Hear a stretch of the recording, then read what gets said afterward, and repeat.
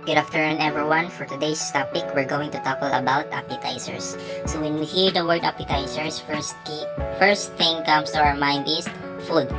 So a food, something that could help to stimulate our appetite, like fruits or drinks or anything that could help to stimulate our appetite. So as what we've noticed when we watch movies, especially katong those high-class person, before they are going to eat their main dish or their food, the appetizers will serve first, and they are going to eat first the appetizers. So the question is why? Why does the appetizers will serve first before the main dish? Because an appetizer is meant to stimulate your appetite. It makes you extra hungry for your meal. So that is the purpose of appetizers. Appetizers are finger foods usually served prior to a meal or in between meal times, and are also called hors d'oeuvres, antipasti or starters, and may range from the very simple to the very complex, depending on the occasion and the time devoted to making them. There are common accompaniment to aperitifs, cocktails served prior to a meal. Appetizers, also called starters. Why? As what I've said earlier, appetizers will serve first before the main dish. So the customer will eat first the appetizer before the main dish. So that is the reason why appetizers called as starters. An appetizer is a small dish of an overall meal. It can also be a drink or multiple drinks containing alcohol. So muna tawag ingon nga, there are different types of appetizers. So usa na ang drinks. Common example include shrimp cocktail, calamari, salad, potato skins, mussels, bruschetta, or cheese and crackers. An appetizer may also be very elegant in some restaurants. Yes, it's because ang ilang food is nakadepende sa ilang customer. So for example, ang ilang customer is mga high-class persons. So ang ilang food, ang ilang appetizers are high-class sad, or elegant sad. So mas pricey siya sad ang kung ingon ana sad nga mga types of food or appetizers nga i-serve.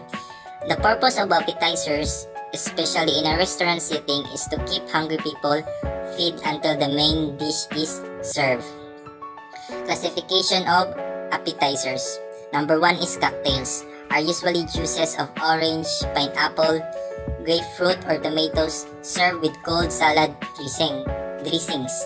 It may be in the form of a fruit or vegetable juice mixed with lethal alcoholic beverage or seafood like shrimp, crabs, or lobsters, served with a slightly seasoned juice. So muna taon ningon ganiha, ang appetizers dili lang kay food or dili lang kay pure nga food. It can be a drinks. So as what you've seen in the picture, dili lang plain drinks ang ilang kuan diha serve nga appetizers, kundi ila sa gitagaan og twist or i-mix nila with another food. So in the first picture, iyagi butngan or gimix niya with a lemon juice, that are a slice of lemon. Then the second picture, iyagi butngan og shrimp, then a slice of fruits. Next is hors d'oeuvres, small portion of highly seasoned foods. It is a combination of canapes, olives, stuffed celery, pickled radish, and fish. It is served on individual plate when guests are seated. It is served cold or hot. Simplicity should be the main criteria for making the hors d'oeuvres. Although most hors d'oeuvres are served cold, there are also hot ones and color contrast. So as what you've seen in the picture, ang hors d'oeuvres giserve siya sa spoon, diba? And the next second picture is I giserve siya sa plate. So mo na ang hors d'oeuvres. Next is canapé, made out of thin slices of bread in different shapes. The bread may be toasted, sauteed in butter, or dipped in a well-seasoned mixture of egg, cheese, fish, or meat, then dipped fat fried. It is a finger food consisting of 3 parts: a base, spread, or topping, and a garnish. So, gitawag siya finger food. It's because it means siya food to be eaten with fingers. Then, nasa 3 parts ang base. So, ang base diha sa canapes is ang bread or ang crackers. Then, toppings, it can be egg or cheese. It depends. Then, also, they were going to put a garnish. So, canapes are usually cold. So, what are the difference between canapes and hors d'oeuvres? So, if we're going to base the picture, if it is stuck to a toothpick, it is a canapes. For hors d'oeuvres, a fork and a knife is a must. So, as what you've seen, let's go back. Ang hors d'oeuvres is deserved siya sa spoon. Then, while ang canapes is sa toothpick ra siya. So, kung siya finger food siya. Then, even if it is a tiny morsel, you'll have to use the cutlery. And that is the main differentiator. So, sa hors d'oeuvres, bisan gamay pa kay siya nga food, you're going to use a cutlery sa hors d'oeuvres. Then the other is of course the bread or cracker base. Wherein ang canapes use siya, ang iyang base is bread or crackers. While ang hors d'oeuvres, use ra siya og spoon or plate ang iyang base. Or the way siya iyang plating. Next is releases or crudité, are pickled item which are raw, crisp vegetables such as julienne carrots or celery sticks, generally placed before the guest in a slightly deep boat shaped dish. So, ang kaning crudité or releases, ang iyang fruits or ang iyang vegetables will cut into a julienne type cut. So, as what you've seen in the picture, ang iyang fruits diha gikat siya nga julienne type. Then, it can be mixed with a sauce or as what you've seen. The next is petite salads, are small portions and usually display the characteristics found in most salads. So, salads have 2 types, plain salads and compound salads. So, ang plain salads, it can be plain cucumber, plain tomato, without wala siya ilaing ingredients na gibutang. While ang compound salads na siya, gipang-mix na siya with different ingredients like cucumber with mayonnaise with apple, mga ana. Muna ang compound salad. Dayon, next, chips and dips are popular accompaniments to a potato chips, crackers, and raw vegetables. Proper consistency in a preparation is important for many dip. It must not be so thick that it cannot be scooped up with breaking the chips or the crackers, but it must be thick enough to stick to the items used as dippers. So, ang chips o ang dips, pwede sa niya nga appetizers. Like, kaning sa balanghoy, it can be a chips. If deep fried ra na siya, pwede na siya ma-chips. So, muna siya usa ka example sa chips. Potato chips, pwede sa crackers. Muna siya ang chips and dips. Next is fresh fruits and vegetables. The simplest appetizer.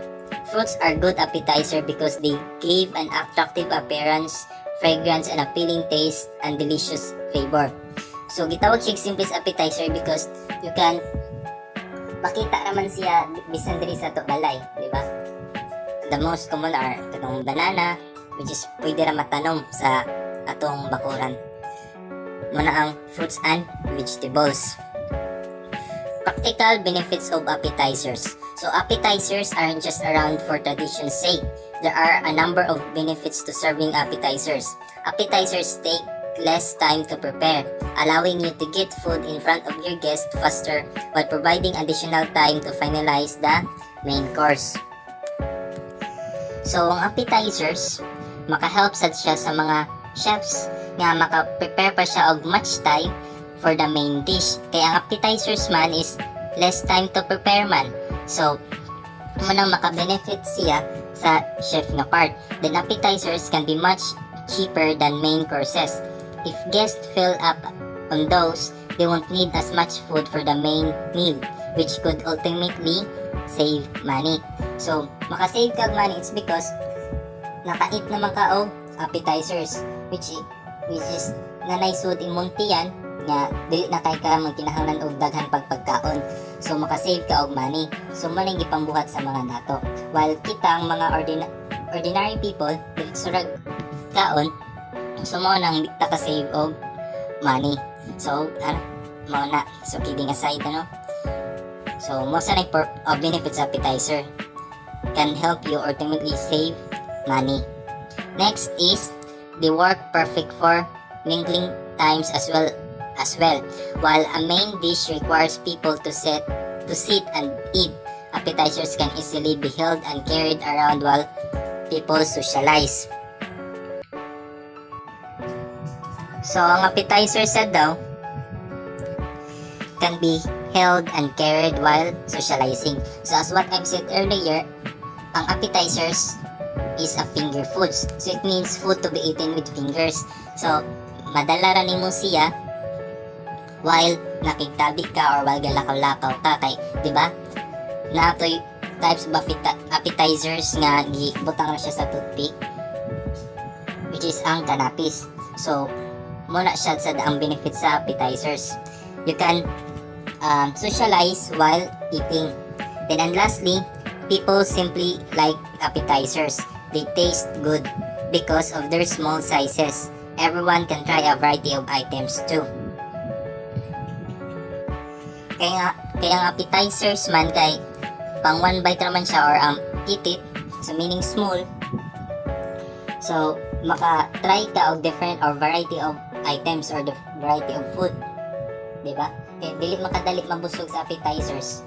So mo na ang benefits sa appetizers. So before I end this topic, I'm going to ask you, are appetizers necessary? Appetizers aren't always essential, only because we are trying to eat less food.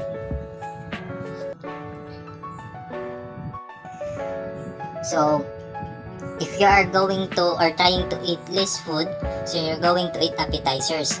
Pero kung dili sad, so pwede na sa di ka mukaon og appetizers. So depende ra na sa tao.